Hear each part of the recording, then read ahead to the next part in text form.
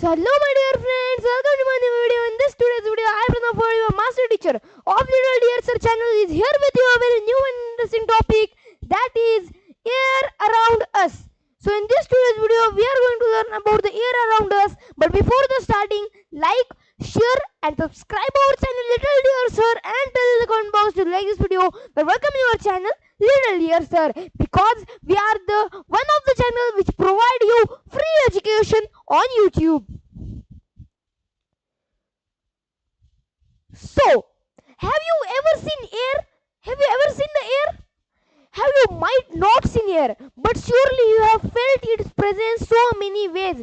So nobody can see the air. Even I can't see the air. Even God can't see the air. But we, everyone, can feel the air. We can feel the air, or our body parts, our skin, everything can feel the air, but we can't see the air. Have you ever seen a cock?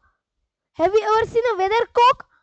It shows the direction in which air is moving at the place. Now, from where the air is coming, from where the air is going, from where the air is passing, which device tells it? It is called as the weathercock. So, how the air is passing is known by the weathercock. Is air present in everywhere? So, is air present everywhere? What do you think? Let's take an example. Take an empty bottle. What you would have to do? Let's take an activity. Take an empty bottle and insert a bottle upside down in the bowl of water without tilting it. So what you have to do is take an empty bottle and insert inside a bottle upside down in the bowl of water. Two bottles in the bowl of water without tilting it.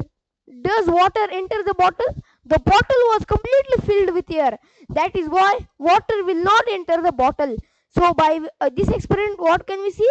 Air occupies space. Air occupies space, so the water can't go inside the bottle. Now tilt the bottle. Does the water now enter the bottle? When the bottle is tilted, the air comes out in form of the bubbles, and water enters inside the bottle. So when the bottle is standed upside down or straight, and we put the water inside by the bubbles, the oxygen or the air comes out and the water goes inside. So the water occupies the space of the air. Next, what is air made up of? Now we are learning about the air. But what is the air made up of?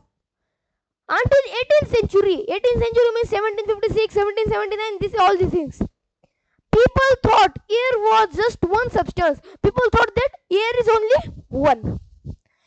Experiments proved that it is really not so. So it was wrong in the 18th century. The people were thinking wrong that the air is only one, but it is wrong.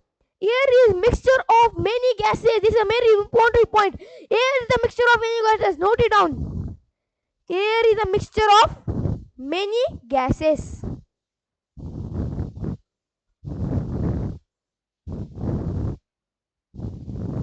Next, mainly nitrogen. First gas is the nitrogen. Write it down.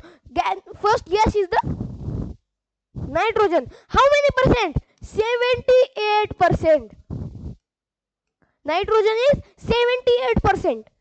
So you would think, why nitrogen 78%? But it is reality. Nitrogen is 78% and oxygen 21%. Now here the real man comes. Oxygen.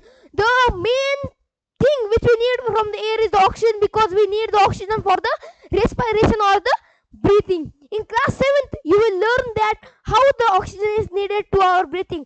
Now also you can go to our Little Dear Sir channel and search respiration in organisms, and there you can see that how oxygen is needed. The remaining 1%. Now 78 plus 21, that is 99%. But what about the 1%? Where does the 1% go? Now here also we have what is the 1%. 1% is made up of argon. Argon means the different types of gases. Carbon dioxide. Carbon dioxide is one type of gas. 0.004% the carbon dioxide is present. Dust, smoke and water vapor. It is made up of the dust, smoke and water vapor. This is the most important thing. Now what is the 1% made up of? It is made up of argon, name of the gas, carbon dioxide, dust, water vapor, and the smoke. Next we have explanation. Water vapor, oxygen, nitrogen, carbon dioxide, dust and smokes. These are the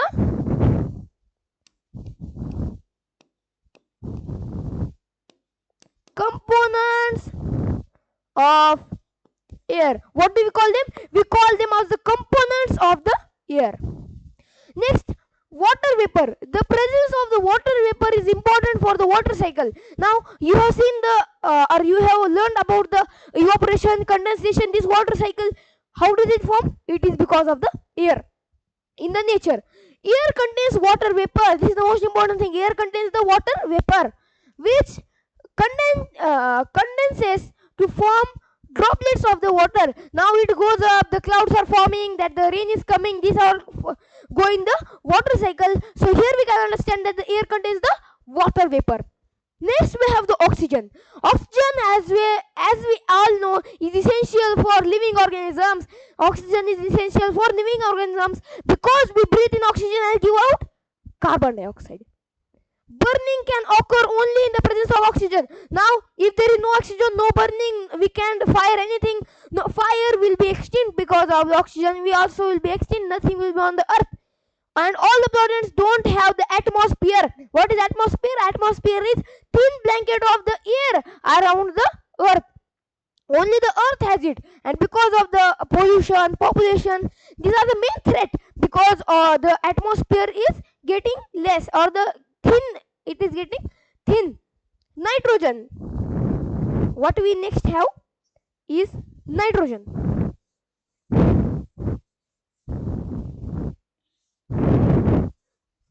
Yes, nitrogen. The major part of the air is nitrogen. So nitrogen covers about the 78%, means the most part of the air is covered by the nitrogen. It takes up nearly 4/5 of the space that air fills, means the 4/5, that is the fraction, all that 4/5 is covered by the nitrogen. Next we have the carbon dioxide. What the carbon dioxide do in the air? It in a closed room, if there is a material that is burning, if the room is there and a material is burning, you may have felt suffocation, means the less oxygen is there. This is due to the excess of CO2, that is carbon dioxide. Carbon dioxide makes up a small component of the air. It is a very small in quantity around us. Plants and animals consume oxygen for respiration and produce carbon dioxide. We also take in oxygen and give out carbon dioxide. Next we have the dust and smoke. The burning of the fuels also produces smoke. Smoke means carbon monoxide, carbon dioxide, these are in the smoke. Smoke contains a few gases and fine dust particles. What does the smoke contain? Smoke contains the few dust particles and the these gases, and is often harmful. Smoke is harmful, so we should not burn anything. That is why you see long chimneys in factories. There are the long chimneys, that the means the gases or the smoke should go upward, not come to our earth. This takes a harmful smoke and gases away from our nose, so if it enters, it can damage our lungs. Next we have, how does oxygen become available to animals and plants living in water and soil? Now there are the many organisms which live in the soil or water. Living things on land breathe in oxygen. Now how does they breathe? They breathe in oxygen present in the air. So the oxygen which is present in the air by which they breathe. The air you breathe is through your nose into the lungs. Now by the nose the air goes to the lungs. Here the oxygen is absorbed by the air and used by the body. So it is absorbed by the our cells and it is used by the body. Living organisms that live under the soil breathe in present in the soil. So they have the small gaps in the soil by which they breathe. Some animals that live in water, example whales, come up to the water surface to breathe in oxygen, dissolve in water. So the whales, dolphins, they have a nostril over their head, so they come out and take the breath and again go inside the water. Fishes have organs like gills. Now how do the fishes breathe? Fishes have the organs like gills. Now gills opens and close and take in oxygen, give out carbon dioxide. These all things happen. When the water passes through gills, oxygen dissolved in water is absorbed. So the oxygen is the water is absorbed through the gills. How is oxygen in the atmosphere replaced? Now how is the atmospheric oxygen replaced? In the process of photosynthesis, plants make their own food. Oxygen is produced along with it. So as we know, the photosynthesis is the food making process of the plant.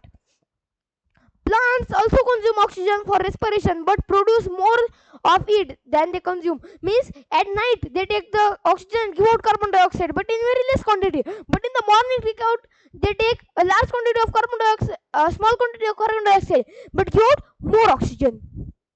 That is why we say plants produce oxygen, means they are called as the main producers of the living things. It is obvious that animals cannot live without plants. The balance of the oxygen and carbon dioxide in the atmosphere is maintained through respiration in plants and animals and by photosynthesis in plants. Means no photosynthesis, no animals, no living organisms, no means surroundings, no earth, everything vanished. So a plant is very important. So always our government tells to dig and plant more trees. This shows the interdependence of plants and animals, means how they are dependent on each other. Now last we have the uses of the air. Air helps in the pollination of several flowers. So as we seen, the seeds of the flowers go from the male part to the female part. So it helps in the pollination by the air pollination. Birds, insects and bats able to fly because of their presence of the air. If there is no air, they can't fly, and the birds will be extinct. Air plays an important role in the water cycle. So because of the water cycle, we get the water, and it plays a very important role in the water cycle. Aeroplanes, helicopters, balloons, parachutes and yachts work because of the air. Aeroplanes fly in the air, helicopters fly in the air, balloons fly in the air, parachutes fly in the air. The wind makes windmills rotate. Because of the windmill, we can have means electricity, as you see in our little DXR video that I made, that windmill. So it is because of the air. The windmills used to draw water from the wells and run floor mills. So why is it used? It is used for the draw water from the wells and to run the floor mills. It is now being widely used to generate electricity. Is also used to make the electricity. I hope you understood the chapter of the today's, that is air around us. If you like this video, like, share and subscribe our channel Little Dear Sir, and tell in the comment box if you like this video. But welcome in our channel Little Dear Sir.